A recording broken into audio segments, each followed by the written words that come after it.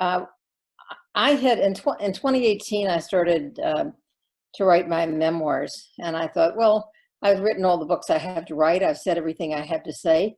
I love blogging, and as Julia mentioned, I blog every day. And if you are at dianeravitch.net, you probably have a very full mailbox.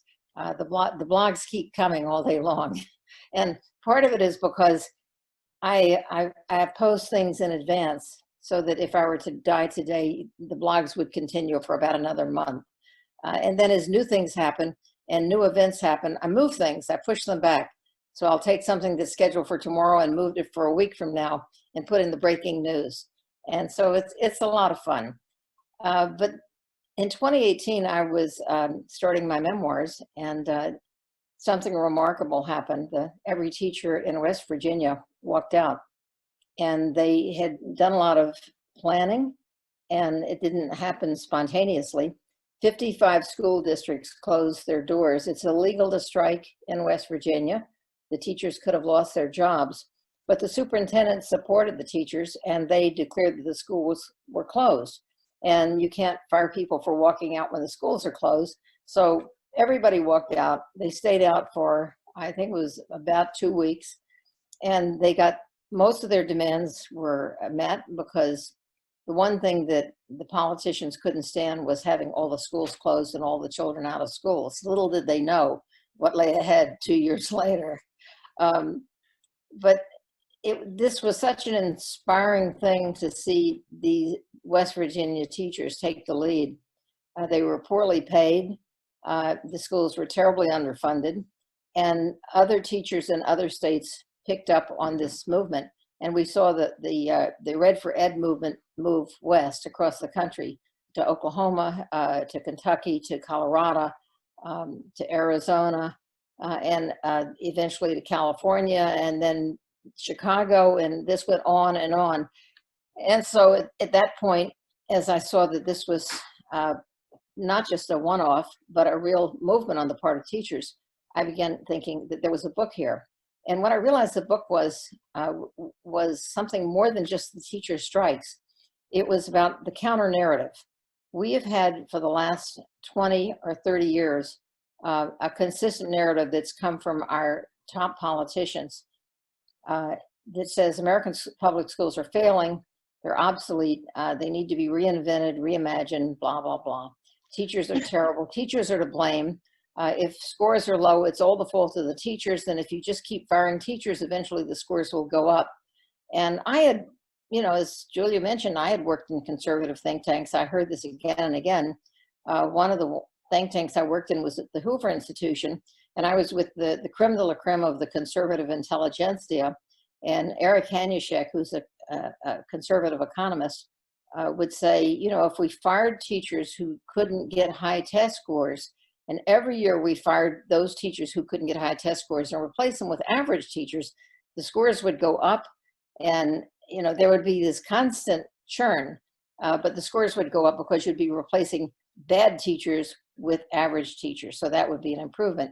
And he actually predicted in one of his articles that the gross national product would increase by trillions of dollars if we went into this mode of firing teachers on a regular basis. It's like the Jack Welch approach to running General Electric, in which he said you fire the bottom 10% every year and you get better every year, which is frankly is ridiculous, because schools are cooperative. They're team sports. They're not teacher against teacher against teacher. So the conservative narrative became the mainstream narrative.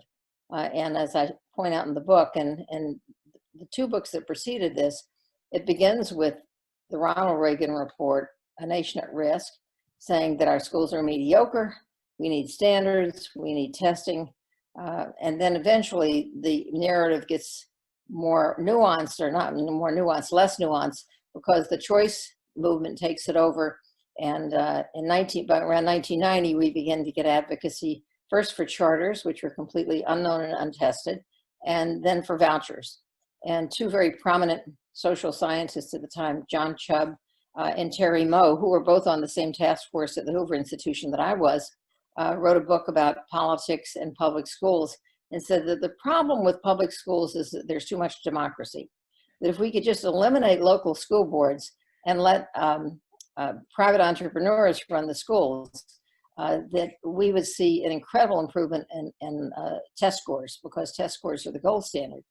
And so they advocated vouchers, they advocated choice, and they actually said in their book, I think it's called Schools, Markets, and Democracy, they said, consider the possibility that that choice is itself a panacea. All you need to have is choice. Forget about accountability, forget about transparency, just choice. People will always make the right choice. Well, in 1990, it was a sensational book, got lots of attention, and it gave tremendous support to the views of libertarians and advocates for vouchers and the charter movement, which was just getting started. So in 2018, what happened was that there was a sudden reversal of this very, very, very negative narrative, which had become the national narrative. We had seen over the past 10 years, 15 years, Michelle Rhee in Washington, D.C., really harassing teachers, harassing principals, and becoming a national hero, appearing on the cover of Time magazine, appearing on the cover of Newsweek magazine. And the covers about Michelle Rhee would always say something like, she has figured out how to fix American education. She, who taught for 2 years and was never a principal and is now for the very first time a superintendent, has figured out the solution. And the solution is fire teachers. And if you fire teachers and fire principals, and she was very proud that she did this, and introduced choice, scores go up magically. And so we had No Child Left Behind, passed in 2001, signed into law in 2002, which really made the federal government a party to this narrative of our schools are failing. And if you don't, and if you test every child every year, wonderful things will happen. So test scores will go up, graduation rates will go up, achievement gaps between different groups will close. And so that stayed in law until 2015. When No Child Left Behind was replaced by the Every Student Succeeds Act. And when you think about those two phrases, No Child Left Behind and Every Student Succeeds, they're actually saying exactly the same thing. That if you pass a federal law with the right name, either No Child Left Behind or Every Student will succeed, which means the same thing. There's something magical about the name. It's like passing a federal law saying the Clean Air Act, and if you do this, there'll never be dirty air in America anywhere. Just pass that act. So we had the rise of groups like Teach for America, who said 5 weeks of training is all you need to be a teacher. And Teach for America advanced this negative of the problem with American schools is the teachers. Teachers are bad and they don't believe in children. And so we will send in young college graduates who do believe in children, and in 2 years, they're going to close the achievement gaps, and then they go off to Wall Street. So we've had 20 years of this kind of nonsense and magical thinking, and it's failed and failed and failed again. And so in 2018, as I saw the teacher strikes moving across the country, I began seeing these remarkable stories appearing. Time magazine had 3 covers celebrating teachers and saying, the teachers in America are working very, very hard, and they're being underpaid. And there are teachers who are selling their blood to make a go of it. Teachers standing on the side of the highway saying, I need to raise $300 to buy supplies for my children. Suddenly, instead of seeing cover stories about how terrible the teachers were, we began seeing a totally different story, a very sympathetic story, a very supportive story. And the pressure began growing to improve the funding for the schools. And another thing that happened was, and I think a little bit of the credit goes to the Network for Public Education. The luster of the charter school movement faded as the reality grew that they were not closing achievement gaps, but that they were cherry picking students. And as more and more studies came out about the voucher schools, people who put these studies together said voucher schools actually hurt children. The kids who take vouchers are going to inferior schools, and they are not doing as well as their peers who remain behind in public schools. And I remember one of the summary studies, one of the mega analyses was done by a scholar who said we should recognize the principle of at least do no harm. Vouchers do harm. But that hasn't stopped any of the state legislatures from passing more voucher programs, so they continue to do it. So what I wanted to do with this book was, first of all, to celebrate the heroes who stood up and created, in effect, not just a one-off, I fight here and you fight there, but a real resistance where people are aware of one another, people communicate with one another. When the Arizona teachers stood together and made demands on the legislature, everybody who cares about education knew what they were doing and stayed informed and encouraged them. When the teachers at Garfield High School in Seattle said, we will not give the MAP test, it's a total waste of time and waste of money, and it's not good for kids. They were encouraged by the support of teachers, not only from all over the country, but teachers from around the world. And so this sense of solidarity and being part of a movement was very important. And so what I did was I had a lot of stories of successful resistance, and I began researching more of them. And so was able to tell the story of Douglas County, Colorado, which is, to me, was just an incredible story of a right-wing takeover of one of the most successful school systems in the country. It was an affluent school system, and it was taken over by a very right-wing group that decided that what Douglas County needed was vouchers. And it was the first school board in America to vote for a voucher program. It was immediately hauled into court and suspended in litigation.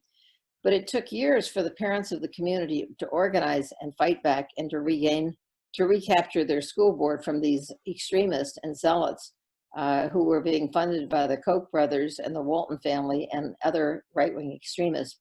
So what I wanted to do in the book was, I wanted to accomplish two things. One was to encourage people who believe in public education and to remind them that 85 to 90% of the kids in this country are in public schools. Only 6% are in charter schools, and despite the millions of pounds of ink that has been spilled about charter schools, only 6% are in charter schools. And an even smaller percent are in voucher schools, despite all the advocacy for charters and vouchers.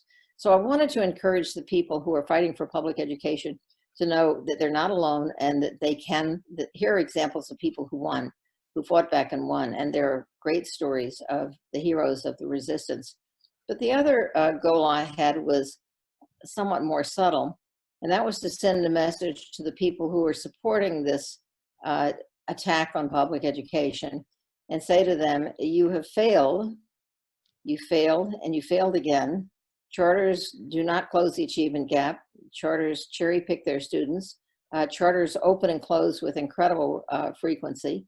There is massive corruption in the charter sector because of the lack of transparency or accountability or oversight. And I wanted to say to people like Bill Gates and Lorraine Powell Jobs and the Dallas billionaire John Arnold and Mark Zuckerberg and all of the other billionaires all over the country who are supporting this stuff, who probably haven't been in a public, some of them have never been in a public school in their lives, and some may have been as children, like most of the Waltons went to public schools, but they support only charters now. But I wanted to send them a message and say, you guys are failing. Everything you've done is hurt children, hurt teachers, demoralize the schools on which our society depends. And when are you going to stop throwing your money into this? So that was the reason I wrote the book, was I wanted to encourage one group, the good guys, and discourage the other group, the billionaires who are funding all this destructive stuff, which I do not call reform. They call themselves reformers. I call them disruptors. So that's my long answer to your question. And probably every question you ask me will have an equally long answer. That's great. I don't think people logged in to hear me, so I'm glad that you're giving substantive answers. So I wanted to ask you what the reaction of the disruptors has been to this book? Have you gotten any feedback directly or indirectly from them as to what their thoughts are about this message that you're conveying to them? Well, I haven't heard from Bill Gates. I've tried for years to reach out to Bill Gates, and I know that he's aware of my work because at one point he was being interviewed several years ago by a very sympathetic reporter, Jonathan Alter, who usually writes about politics, but he lives in New Jersey, and you may know him as very Oh, yeah. passionate supporter of KIP and charters. And so he was interviewing Bill Gates, and Bill Gates said that his chief adversary was this woman in New York. And it was me. And I said, wow, I'm his chief adversary. That's great. I love it. I mean, I have nothing but my computer. He has $100 billion. And all I have is a computer and a blog and books that I write. So and I have been to Seattle on several occasions since then. I've reached out repeatedly to say, could we talk? No, he's not available. He's out of town. He's leaving town. Usually he's leaving town, I suspect. I think that he's a guy who's surrounds himself with yes people and who has a tremendous sense of his self-importance. And I also don't understand why he's so obsessed with his publicity. He's constantly on television with shows boasting about how great he is. And I think that's pathetic. But I have heard nothing from him. I've heard nothing from the billionaires. The couple of good things happened, not in response to my book, but one of the guys I write about in the book, Nicholas Hanauer, was a supporter of the Gates projects and put a lot of money into Gates' efforts to introduce charter legislation in the state of Washington. And Bill Gates 4 times promoted state referenda. And on the 4th try, by outspending his opposition about 18-1, he finally got charter legislation through, but just barely. And the charters that he has introduced into Washington state have been, on the whole, a failing sector. You know, basically they have tiny enrollments because no one really wants to go to charter schools, but he never gets that message. But Nick Hanauer wrote a piece right about the time my book came out, or maybe a month or so before it, I didn't cause it, in which he said that he had come to realize that he and his fellow very wealthy people, he doesn't call himself a billionaire, he's probably worth only 900 million. So he said he and his fellow elites have failed to understand that the basic cause of educational inequality is not bad teachers, it's poverty. And I thought, well, that's what I've been saying for 10 years. So maybe somewhere or another that message got through, but maybe not from me, maybe from other people who are saying it, because I'm not the only one. I mean, there's David Berliner and Gene Glass and lots of other terrifically respected researchers who have said this repeatedly, that teachers have a very important influence over individual students. But when you look at the overall sources of test scores, most of it's home influence, not teacher influence. Teachers, you know, I remember a statement from the American Statistical Association in 2014. They put out a statement opposing the use of test scores in evaluating individual teachers. And it was a wonderful statement, very short. It's like 8 pages long. I've quoted it again and again and again.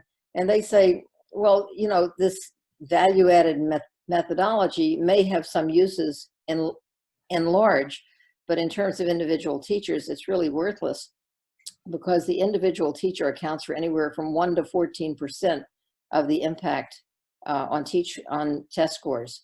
That's significant, but it's not nearly as significant as making sure that children have access to health care and to nutrition and live in a safe neighborhood, and that some grown-up loves them a lot and takes care of them. That's what's really, really, really significant.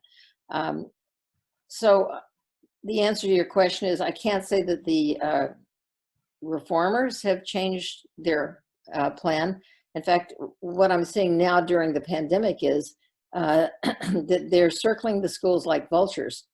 And it's as if they're trying to wipe out what they had been getting really horrible press up until the time of the pandemic. There was a growing sense, particularly because the Democratic Party, during the nomination process, Bernie Sanders came out very strongly against charters. He said that there should be he echoed the NAACP call for a moratorium on charter investment. And he said that there should be a moratorium on any new spending on charters until there could be a review of the role that they play in American education. And he specifically called for the elimination of something called the Federal Charter Schools Program. And this is a program that was created during the administration of Bill Clinton. And Bill Clinton was someone who was looking for third way politics. You may think of it as neoliberalism, but it's this kind of sweet spot between liberal and conservative, which the conservatives have simply loved because it means that liberals abandon all their principles. And so Bill Clinton thought, well, charter schools might be a wonderful third way approach because it's private entrepreneurship in partnership with government. Meaning, in partnership means private entrepreneurs take government money to do what the private entrepreneurs want.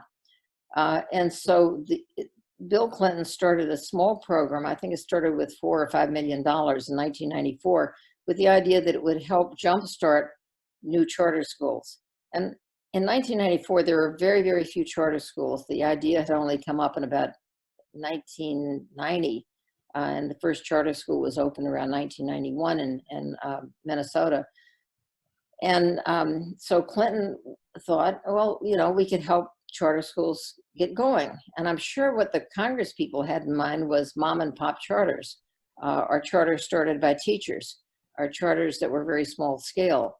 What's happened over the years is that this little program of $4 or $5 million is now $440 million a year. And the federal government and the Walton family together are producing about $1 billion a year for new charters. And Betsy DeVos's favorite way to spend the money is not on mom and pop charters, but on massive corporate charter chains. So she has put many, many millions into KIPP, which has over 200 charters. And she's put many millions into a Texas-based chain called IDEA. And it's fun to read about IDEA. They spend money very lavishly. They certainly don't need any federal funding. They have a massive bank account. They recently, their board approved the idea of hiring a private jet, leasing a private jet for $2 million a year, so that their director wouldn't have to fly on commercial flights. So when they got really bad publicity about that, they decided, all right, we won't lease a private jet, but our executives and all of our executives and their wives and their families will fly first class. And, you know, this is not the way superintendents or principals operate. This is special to the charter sector. They think that they're like CEOs of IBM or any other big corporation, and they can spend money any way they want. And a lot of charter CEOs are in prison now because they have used their charter credit card as a personal credit card. But IDEA has been plagued with, I don't know, buying season tickets for the San Antonio Spurs, having a special box there for their executives. And that's just business as usual for them. And then they brag that every child who graduates from their school goes to a four-year college. Well, guess what? There are a lot of four-year colleges where everybody is accepted. So it's not exactly a huge accomplishment. And it's also not true because, like every allegedly successful charter, they have massive attrition. So all of this, what was happening was there was so much bad publicity for the charters, and this was during the Democratic primaries, whether it was Biden or Warren. Warren had a very strong anti-charter program. Sanders had a very strong and the charter lobby was totally unaccustomed to having this kind of negative feedback.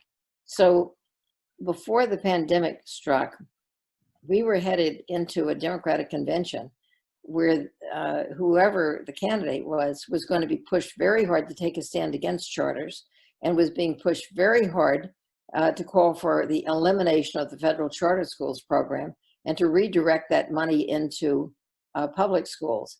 There was also from all of the candidates, especially from Biden and Sanders and Warren, a commitment about funding that was a really, really significant commitment.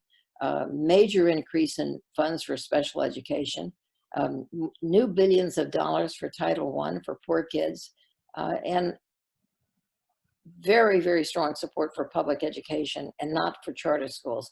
So I think we meaning all of those who care about public schools and social justice, We were making great inroads against privatization. And then the pandemic struck, and suddenly schools are closed, kids are at home, and where are we now? I would say that what I see in my email box every day is claims from right-wing organizations that this is going to be permanent, that everybody from now on is going to love distance learning, and kids will be at home, or kids will be in some remote spot, and so that their parents can go back to work. But what I'm hearing from real people who are not paid by the charter lobby is that parents can't wait for schools to reopen. They can't wait for kids to have their real teachers, and they want them to be in a real classroom. What I think most people who have thought about it understand is that classes must be smaller so that we can have social distancing and to protect the safety not only of the children but of the staff. And for classes to be smaller, that means more resources. And the paradox or the conundrum is that we're facing budget cuts unlike anything we've seen since the 2008 recession, and possibly even greater. So in some way, my book becomes even more relevant because what it's about is the bottom line in having better schools is having the funding that's needed so that the children have the resources that they need, the teachers have the resources they need, and so that class sizes are reduced so that every child is known by their teacher. But to do that takes more money, and we're heading into a period where when the politicians look for cuts, the first place they're going to look is the public schools. And so what we need is a massive resistance because we can't allow the recovery of the economy to be built on the backs of children. Wow. Okay. So I have like about 200 questions, I think, based on that last answer. Okay. So let me just follow up on the pandemic aspect of it. So you touched on the fact that most people are quite happy to go back to have their children go back to school. I saw some nodding vigorously from those who are on this, including those who have little kids at home and are having a very hard time right now getting any work done. I think there has been a lot of appreciation for teachers. Besides this push from the disruptors, which I think does not necessarily reflect where everybody else is, and the obvious budget cuts. What do you see coming out of this as far as technology? So a couple of things that happened, right? We had the stopping of standardized testing, at least for the time being, both at the K-12 level with the suspension of the end of the year tests, and the AP tests were reduced in scope. The SAT and the ACT was suspended. A lot of more schools went test optional. You know all this, of course. Would any of that, do you think any of that will impact what happens once K-12 returns in person post-pandemic? And then how do you see, beyond the resistance, how do you see the funding issue, including, if I can just add one more aspect, so Ed Week was projecting possibly an 8.4% reduction in funding post-pandemic. Who knows, right? It could be more. And so much of that is going to come out on the hide of teachers, not a reduction in funding, a reduction in teachers' workforce.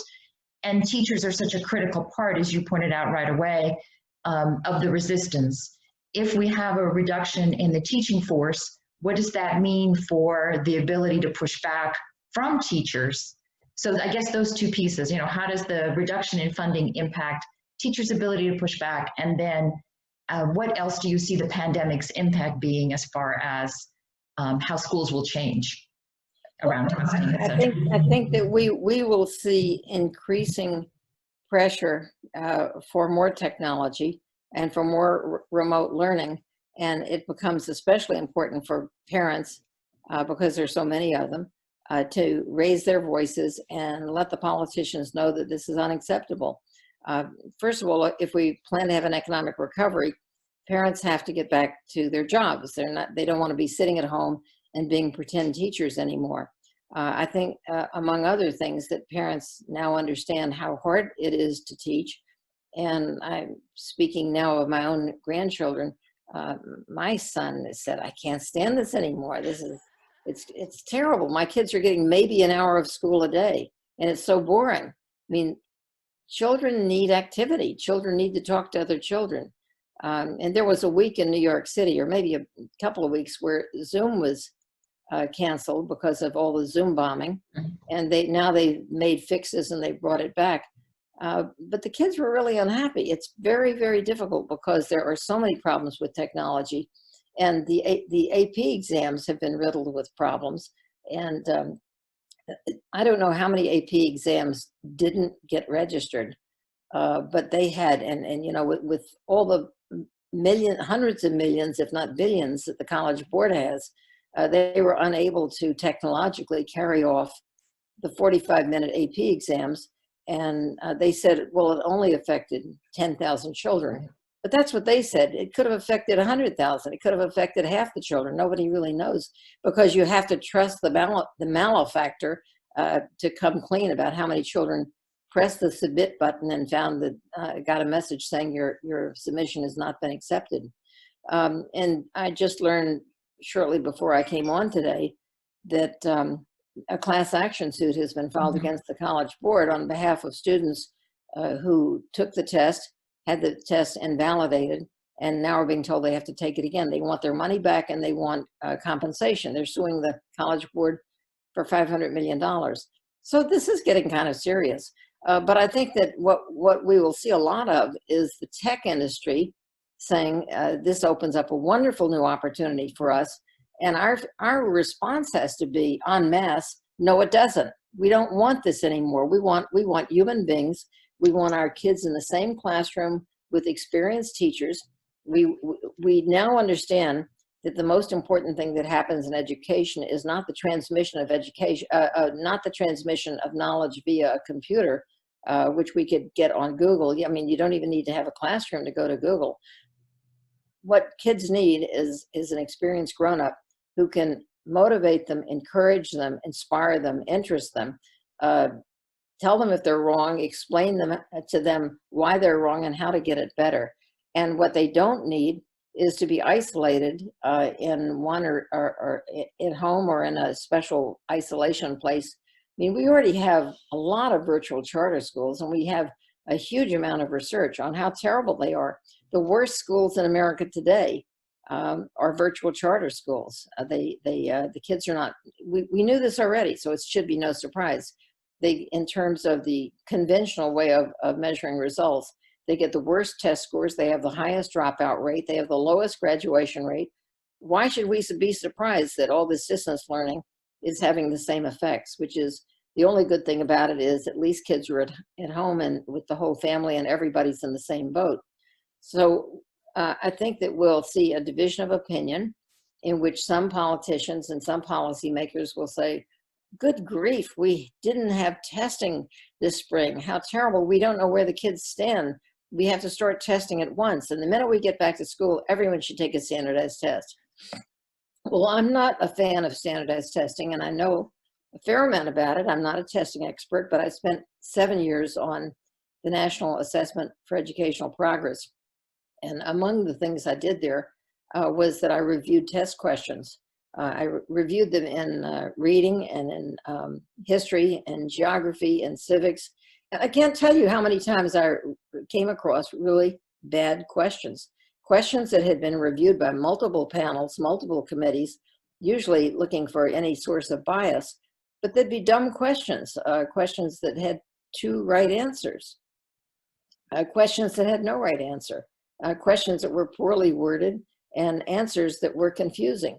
And this gets through review panels. And I guess the thing that I end up feeling most upset about with standardized testing is that it teaches a lesson, and it's a bad lesson. And the lesson is every question has a possibility of 4 answers.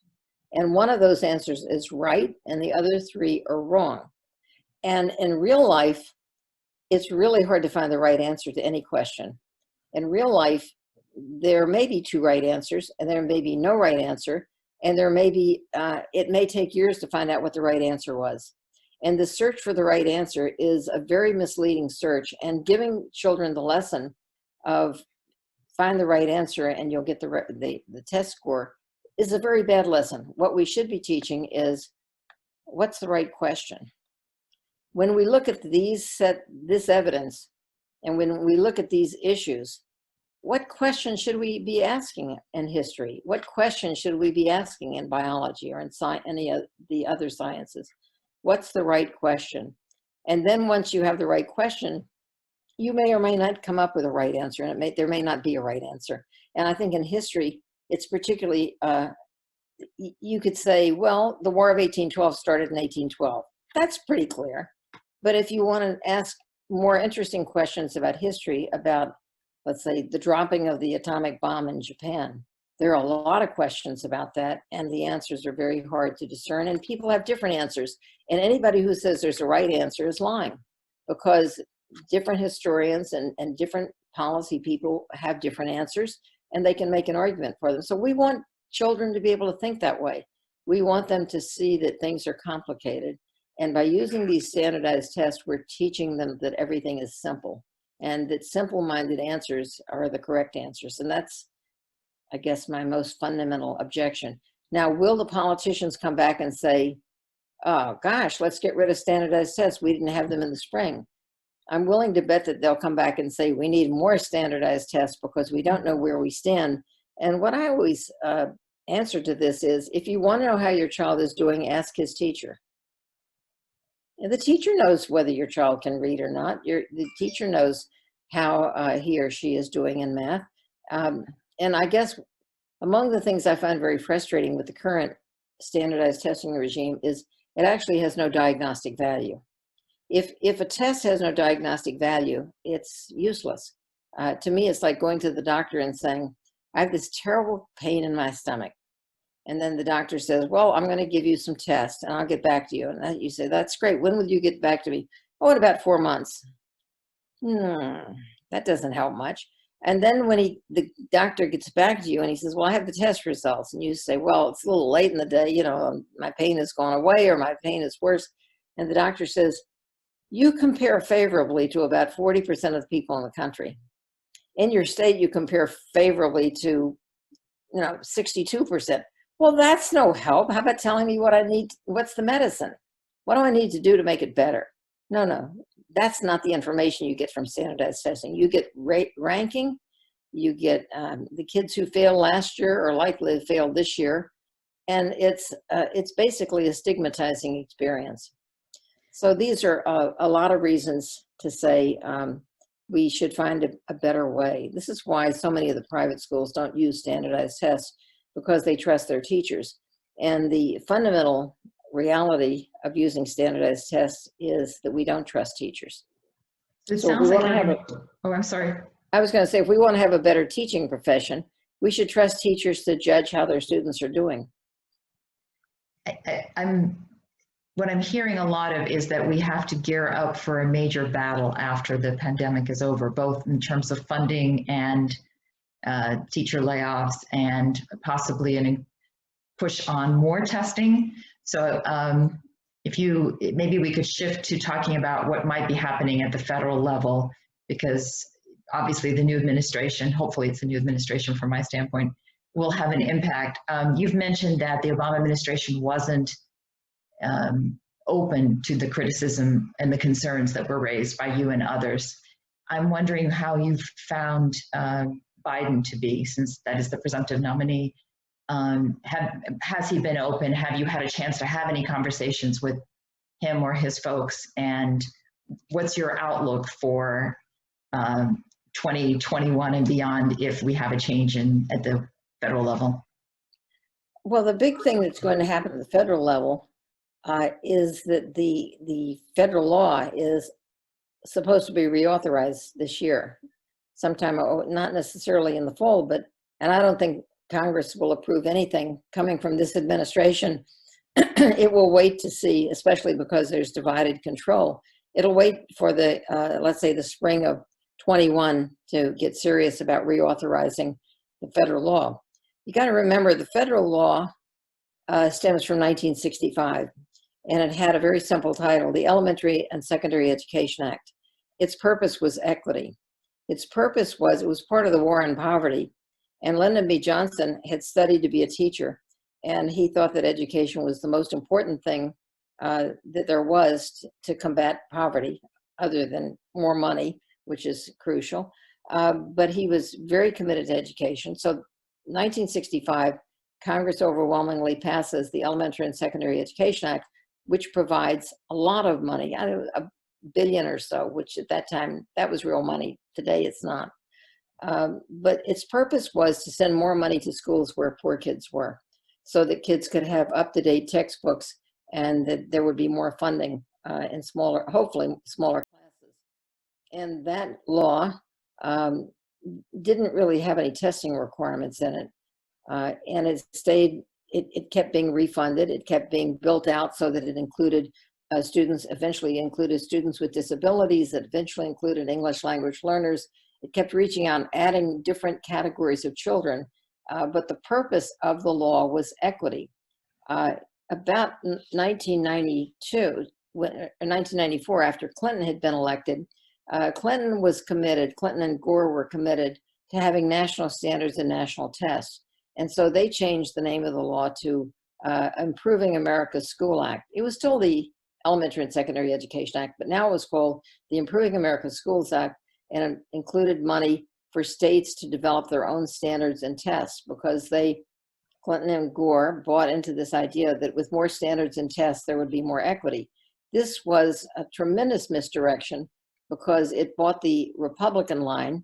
It basically abandoned the Democratic line, which was that funding is crucial for equity, and accepted the Republican view that funding was not nearly as important as standards, tests, and accountability.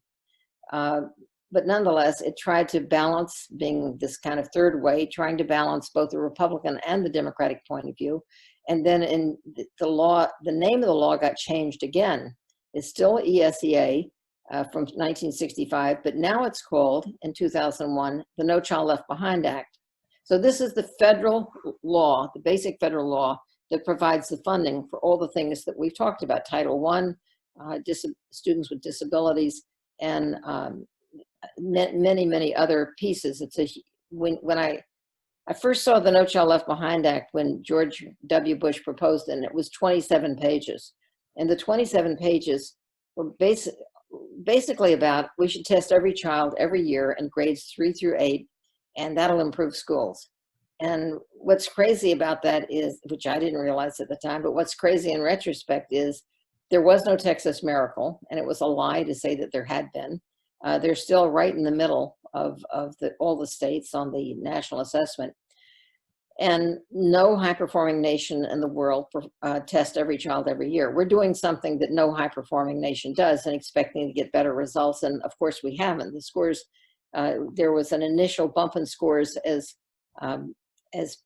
kids mastered test prep, and then they leveled out. We didn't see for the last dozen years, we haven't really seen any change, except that the kids at the bottom are worse off than they were before. Their scores have been falling. So No Child Left Behind is enhanced, not changed, not replaced, but enhanced by Obama's Race to the Top. Race to the Top was what I call No Child Left Behind 2.0. I mean, it was basically the same thing. Test and test and test, and then don't just punish schools, punish teachers. Threaten to fire teachers, threaten to close schools. I mean, No Child Left Behind created this absurd deadline and said in 14 years, every student in every school will be proficient in both reading and math, which was totally absurd. And nobody who voted for that law believed that it was possible.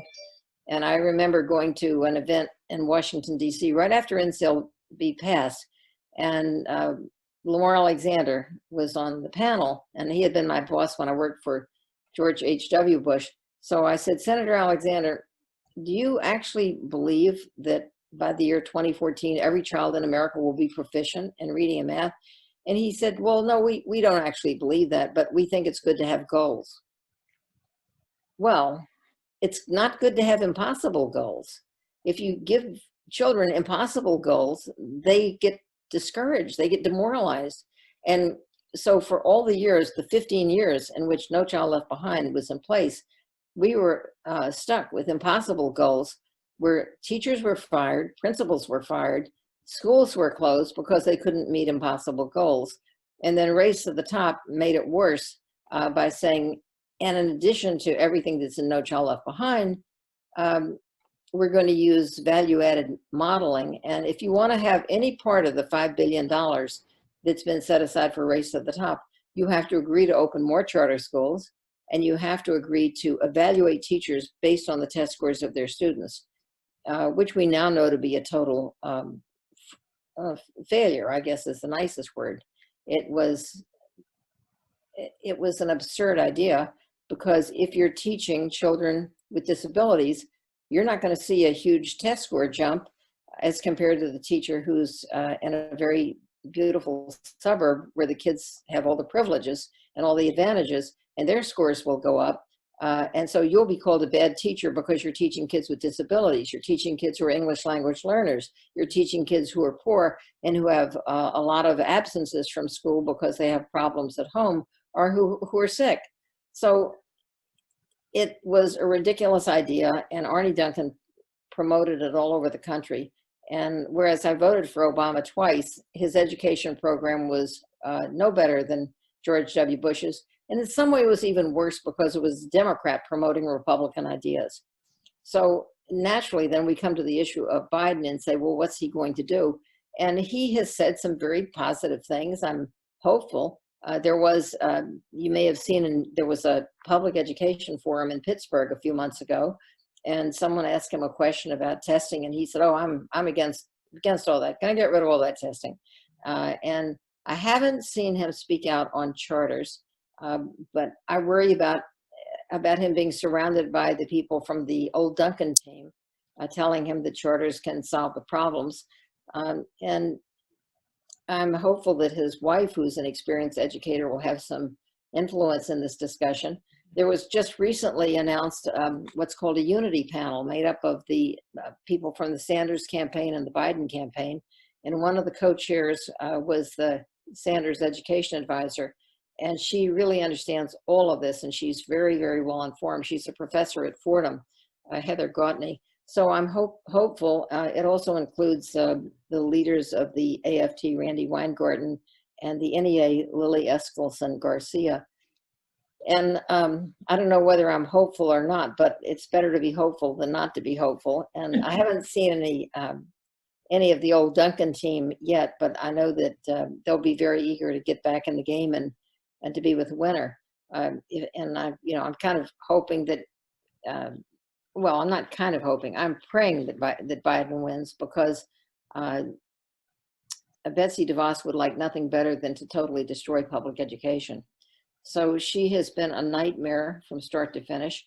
And as you may or may not know, she's given guidance to the states that when they get the money from the federal government for coronavirus relief for schools, that they're to divide it between low-income public schools and private schools. Private schools are not known for being havens for low-income children. So this is just her way of promoting her voucher ideas and using the CARES Act as a cover for it. And Tennessee has already announced they're going to go along. And quite amazingly, I learned today that the superintendent in Indiana, who's on her way out, has said she will not follow Betsy DeVos's guidance. So this is going to be a big struggle over the next few years, firstly and most importantly for funding. But secondly, to get rid of the status quo. And, the so-called reformers, the disruptors, have been saying that public education is the status quo. But the reality is they are the status quo. They have run everything for at least 20 years. They've had their run of the federal government. They've controlled the federal law. They've controlled the role of the federal government, and through the federal government, the states. Every kid in America is stuck with this high stakes testing.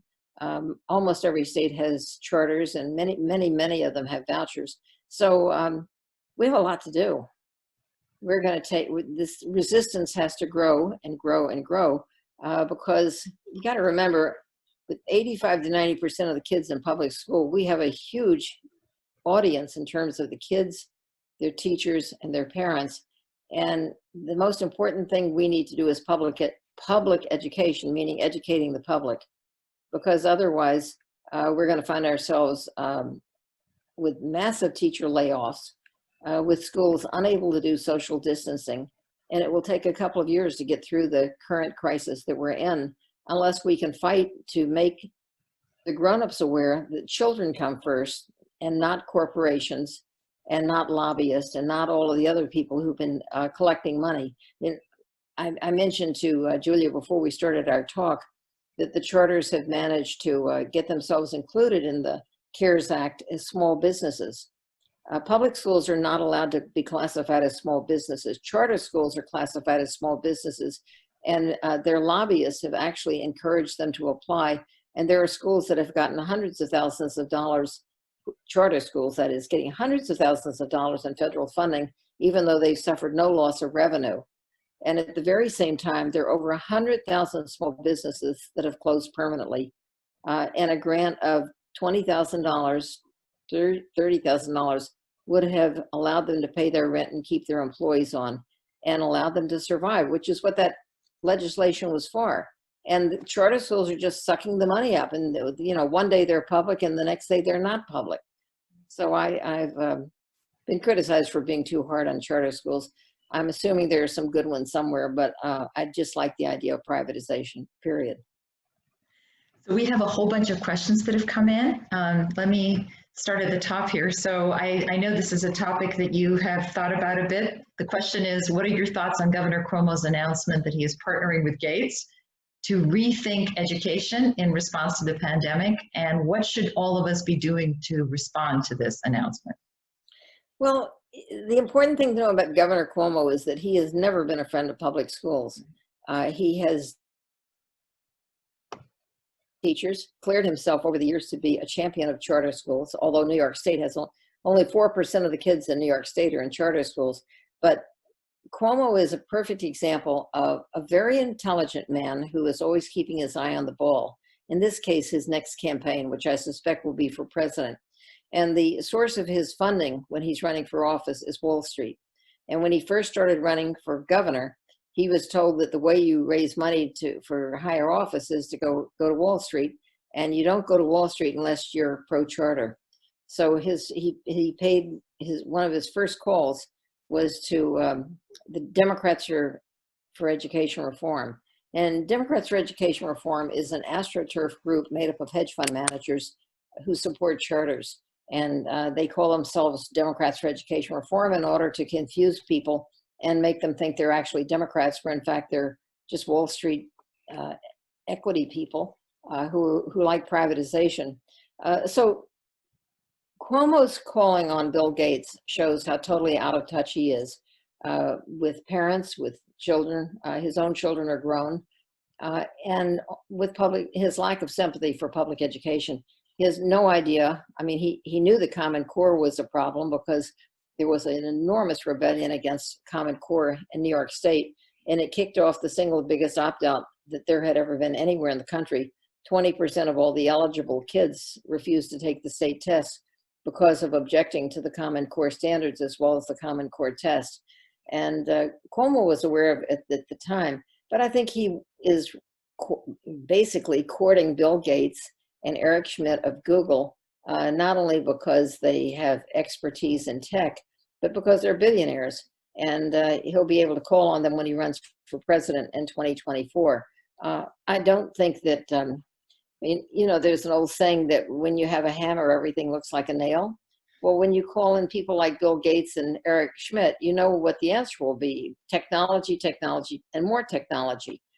So you're not going to hear anything from them about how to actually reopen schools so that there's social distancing and so that children have the resources they need and so that teachers are protected and there are not mass layoffs. That's the kind of advice I think a governor should be seeking. And this is a political move on his part. And I think it's interesting that he had to backtrack by having one of his aides quickly put out a tweet saying, "No one loves teachers more than I do." Right. But we know that if his technological dreams were to come true, and he also made some sort of a absurd statement about how we have too many buildings and kids don't need physical buildings for learning. Well, I'd say that governors don't need physical offices to be governor. I mean, he could just stay home and run the state from his home office, but he's not. He has offices in New York and Albany, and when he closes down the governor's office, I'll take him seriously. As you pointed out, I'm not sure how popular the idea of learning remotely is right now. I think it's probably gone down in overall approval. So I don't know how much that's going to fly. So you have a question from Professor Sten Katz. The prior one was from Professor Ryan Coughlin. So he would like to know if you could distinguish between right-wing funders and billionaires like Gates, Zuckerberg, and Arnold, who are not necessarily ideologically right-wing in every respect, and where do they converge and where do they differ? They're all disruptors, but I'd say that a lot of the funders are definitely far right. I mean, the Walton family is very anti-union, and they've put up an enormous amount of money for charter schools and for Teach for America. I mean, people think that Teach for America is I know the kids are idealistic. Teach for America is very money-minded. Wendy Kopp has never taught ever. She's married to the CEO of KIP. Together they have a vast joint income, and Teach for America's resources are somewhere around $300 million. But how do you distinguish between I don't think there are actually any left-wing billionaires that are all in for privatization. I don't know very many left-wing billionaires to begin with, but most of the big money is coming from the far right. John Arnold I would classify him as being very far to the right, because his big passion in life, other than charter schools, is eliminating public pensions. And he had some embarrassment a few years back because it was revealed by a guy named David Sirota, who was a speechwriter for Bernie Sanders in the last election. David Sirota discovered that John Arnold had paid PBS millions of dollars to run a program on the pension crisis. And the idea was that it would echo John Arnold's views that America was being ruined by public pensions. And it bothers me a lot. And I guess I have to be careful talking about John Arnold, because I once wrote something about the fact that he had gotten his fortune in Enron and got an email from his PR representative that he was going to sue me for having said that. Then, you just don't want to have a lawsuit from a billionaire, because I can't deal with that. But he believes that public pensions are bankrupting America, and it bothers me because he is a billionaire, and the people I know who live on public pensions are collecting anywhere from, I don't know, $40,000 to $80,000 a year, and there may be some that are getting 90 or 100,000 a year. But if they've devoted 30 to 40 years of their life working at a less than market rate income, because the pension was part of the promise made to them at the beginning, that they may not be paid a big salary, but in the end, they would have a pension that would allow them to have a decent retirement. I find it very problematic that a billionaire thinks that that's too much money, and that they should be able to get by on $20,000 a year or whatever the market will provide for them. So John Arnold, being anyone who's anti-union, anti-pension, anti-public sector, is not left-wing in my book. Gates plays both sides of the field. One day he's a liberal, the next day he's not. I do remember him going to visit Donald Trump right after the election, and he went to Trump Tower and he told Trump that he could be the John F. Kennedy of our day if he made technology the number one thing on his agenda. Or I forget what he was supposed to do to become John F. Kennedy, but the notion of that is so far-fetched that I can't stop laughing about it. I don't think that love affair has gone very well recently, though. Well, Gates is now out there saying I had been warning about the pandemic, but clearly he didn't get through to Trump about that. But I think that what unites people like Bill Gates, Mark Zuckerberg, all of these very, very wealthy guys, Jeff Bezos, is that they believe in the free market. It's been very good to them. Some of them, Bill Gates was never poor, but I think Jeff Bezos didn't have a whole lot of money when he started, and now he's the richest man in the world. The free market has been very good to them. Privatization has been very good to them. And what unites them is this belief that the private sector is better than the public sector. And that may be true for certain kinds of goods and products. I visited the Soviet Union in its heyday, And it was clear that the public sector was a disaster there, because if you went into a grocery store, the shelves were empty, and people were standing in line to buy a tomato, or standing in line to buy anything fresh, or the only thing you could count on getting was canned cabbage or canned tomatoes.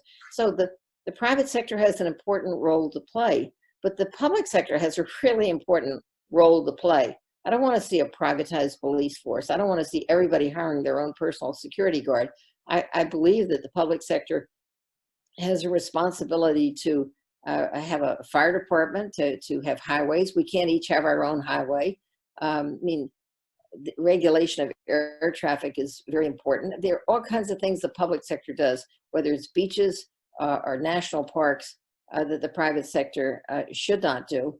And I recall Betsy DeVos was a few years back, spoke at an ALEC conference, her favorite organization of people who are absolutely despise the public sector. And she quoted Maggie Thatcher. She's not Maggie to me, she was Margaret Thatcher. And she said, Margaret Thatcher had said, there's no such thing as society. There are individuals, there are families, there may even be communities, but there's no such thing as society. So it's kind of like everybody floats their own boat. But when you're in a pandemic, you need society, you need leadership, you need a national government, and you need national leadership. You can't just have every governor fighting with every other governor to find out who can get ventilators, who can outbid the other state for personal protective equipment.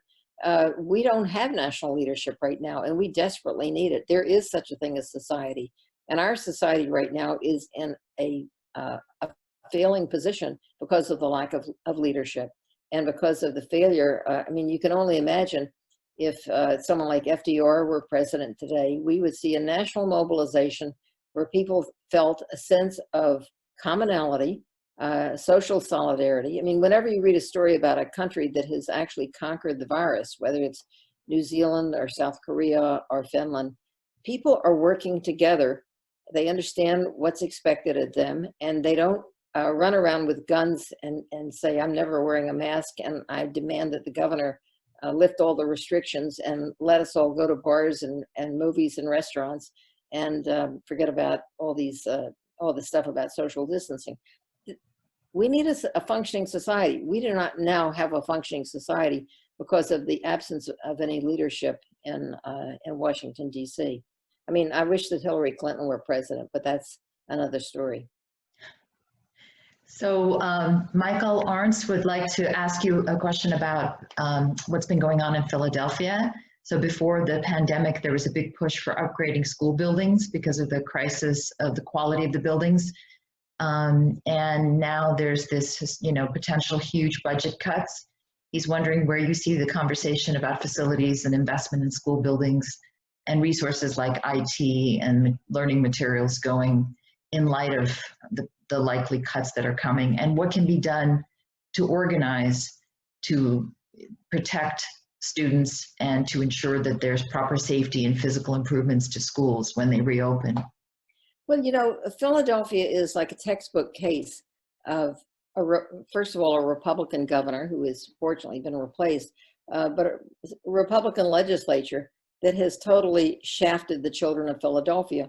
And going back 20 plus years to the state takeover of the Philadelphia school system, the first belief was part of this failing schools narrative that said that the answer to failing schools is privatization. And so Philadelphia got Paul Vallas, who came in and did a massive experiment in privatization, left the district with a huge budget deficit and lots of failing privatized schools. Edison was in Philadelphia. Edison failed. A number of other, some universities and other companies came in. And there was a lot of experimentation, a lot of disruption. And the upshot of it was none of the privatization worked. But the legislature was left with a sense of they don't need to fund Philadelphia. So Philadelphia has year after year been shortchanged by the legislature. Philadelphia now has a school board that's not elected. It should have an elected school board. There's no reason for the mayor to appoint the school board. Mayoral control has not been a success anywhere, as far as I can tell. State takeovers have never been a success. there's a good thing about democracy. The good thing about it is you choose your school board, and if you don't like what they're doing, you can vote them out. Um, but the so-called reformers don't trust democracy, and particularly they don't trust people of color to have democracy. They think that the way to save their district is to take away local control. And so we've seen district after district, whether it was Detroit, or New Orleans, or Memphis, or other districts where the state legislature said, you can't have local control, you can't have an elected board. New Orleans is the perfect example of this, because New Orleans lost all local control. It's right now, the only all charter district in the country. And the great lie about New Orleans is that it's steadily improving, it's dramatically improving, and this is not true. Half the schools in New Orleans have been officially classified by the state as failing schools. And New Orleans, on the whole, is a low-performing district. There are the high-performing schools in New Orleans are selective schools, where the affluent kids and the white kids are clustered along with the most successful of the Black kids, but they have 3 tiers of schools, and the bottom tier is a disaster, and the middle tier is, well, when schools fail miserably, they just replace them. And yet they have pumped up this narrative that charterization has created some kind of a miracle district, and there is no miracle in New Orleans. It's a fraud. But getting back to Philadelphia, I think that Philadelphia, the only way to save Philadelphia is to elect a Democratic legislature. And you can't expect Republicans to care about Philadelphia because they're from wealthy suburbs and they don't want to pay the cost of educating children in Philadelphia. But this, the same thing is true in so many other states. We have a student population across the country that is increasingly non-white. And in some states, like Texas, for example, most of the kids are Hispanic or Black, mostly Hispanic. And the legislature is not Hispanic. The legislature is mostly white men, old white men, and they don't want to pay the cost of educating Black children. And so in 2011, after the crisis of 2008, they cut the budget across the state by over $5 billion. I mean, think about it, $5 billion. They have never restored that $5 billion. So they're not even spending as much today as they were in 2008, and they'll cut again. They wouldn't do this to their own children, but they'll do it to somebody else's children because those are children of color, and frankly, they don't give a damn. So I'm going to try to sneak in a couple of quick questions because I know we only have a few minutes. One is just a factual question, which is if you could repeat the name of the book pertaining to schools, markets, and democracy, and the name of the author. The book is by John Chubb, C-H-U-B-B. Oh, yeah, okay. And Terry Moe. And I always get there are 3 words. It's like schools, markets, and democracy, or politics, markets, and schools, or, it's 3 words like that. I can't remember. But if you look up John Chubb and Terry Moe, M-O-E, you'll find the name of the book. It came out in 1990. Right. Another book that I've read recently that was very good was Takeover by Domingo Morel. You may know him. Yes, in Newark, Rutgers, Newark. He's a terrific book. And he makes the point that takeovers are not about education. They're about taking over the power from Black and Hispanic districts and taking away the first step on the ladder that minority politicians would use to enter into politics, which is getting elected to the school board. Right. Another book that I read past year that I absolutely loved was Eve Ewing's book, Ghost in the Schoolyard. Eve Ewing was a teacher in Chicago at the time when Rahm Emanuel closed down 50 schools, and the school she was teaching in was one of them. And she went on to become a doctoral student in sociology at Harvard. She's now teaching at one of the schools in Chicago, one of the colleges in Chicago. And this, I guess, was her dissertation, but it reads like a novel. It's a beautifully written book called Ghost in the Schoolyard. And she talks about the contrast between what the bureaucrats say when they quote the data, and they say, we quote the data and your school's a failing school. And then the children and the parents and the grandparents and the teachers say, this school has all of our memories. This school is where my parents went. My aunts and uncles went to school here. This school is our community. You can't close our school. Well, your school's closed because the data shows blah, blah, blah. And it's such a wonderful contrast between perspectives. and it's beautifully written. She's also, I think, a poet and novelist and the hero of a comic book series, and she's quite a remarkable young woman. Wow. Okay, so a couple more quick ones. One is from Rosella Clyde. What can be done about the shriveling number of applicants to teacher education programs? And will we eventually have to, excuse me, will we have to be able to eventually certify a sufficient number of qualified educators? In other words, will we be able to certify a sufficient number of educators as time goes by? So in the shortest time as possible, because I know we're running up against your time, but, and there's a bunch more questions. So the difficulty is that everything depends on what happens to the budgets. That if the budgets are slashed, as some of the politicians are predicting, why will people go into teaching? Because teachers are being laid off. If there's no need for new teachers, why would people become teachers? And so I think we have to look at this in a kind of holistic fashion, that if we will not have a pipeline if there's no place for teachers where they're hiring. So I would say that there's a narrative about teaching in which we say this is a noble profession. It's not enough to be noble unless you're being appropriately paid.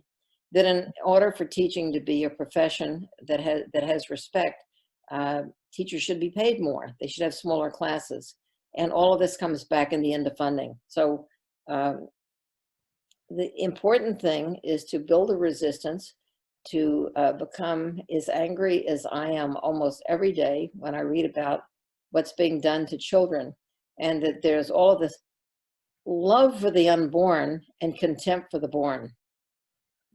And if the people who care so much about the unborn cared as much about the children once they came into the world, we would have an enormous outcry to continue to fund their schools and to fund the places where they learn and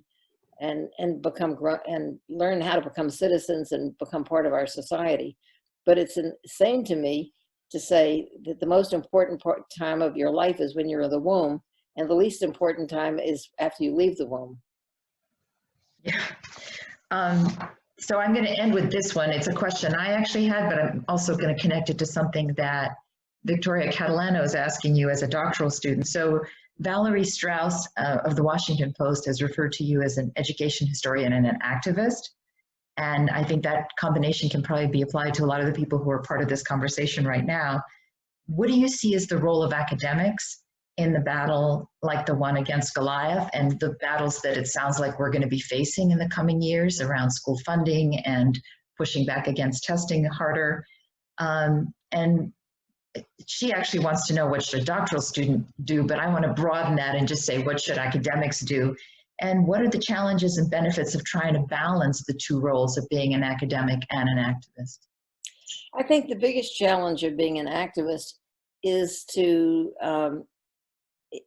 have integrity, to stick to evidence, and not to become so engaged that you become a zealot and lose your credibility. And when I think about what my critics say about me, they'll say I'm discredited. Why am I discredited? Because I believe in public education, and I am unsympathetic to privatization. So I think that's a challenge for an academic, is first of all to stick to the facts. And I think the facts are on the side of public education. I think that when you look at the facts about charters, about vouchers, about privatization, about the importance of teacher professionalism as opposed to teacher amateurism, when you look at where the money is coming from, when you follow the money, the facts are fairly evident, and it's not hard to find them. What I would say I wish academics would do would be to become more engaged in the struggle to defend the public sector. And I don't consider this a matter of partisanship. I consider it simply a matter of good citizenship. I mean, good citizens defend having a government that's fair and decent and honest, and that cares about people and takes care of its people. You can't you can't be on the sidelines and say, I am a neutral in this struggle between the billionaires and the ordinary people. I'm not a neutral. I think that regular people who don't have billions of dollars to spend to advocate for their positions are at a huge disadvantage, And the one advantage they should have is to be able to count on academics to be on their side, because they don't have the money to pay you, but you have the freedom, especially if you have tenure, to defend the social justice, to defend the public sector. And I see, I'm 82. I'll soon be 82 years old. I'm not there yet, but I'm old enough, and nobody funds me. And it annoys my critics no end that nobody funds me, because the first thing they want to go for is who's paying you off. And I actually had one of the leaders of one of the reform organizations tweeted that the unions had paid for my beautiful house in Brooklyn. Well, haven't lived there in several years, but I had to tweet back, no, the unions didn't pay for it. I paid for it myself. And she was saying, how could you possibly afford it? But first of all, what business is of hers? The union didn't pay for it. But their assumption is because they're paid off, everybody else must be paid off too. And I think as an academic, you have academic freedom. You have hopefully a secure position because of tenure. And you will annoy them no end, because if you speak truth, it really bothers people who are accustomed to speaking falsehood.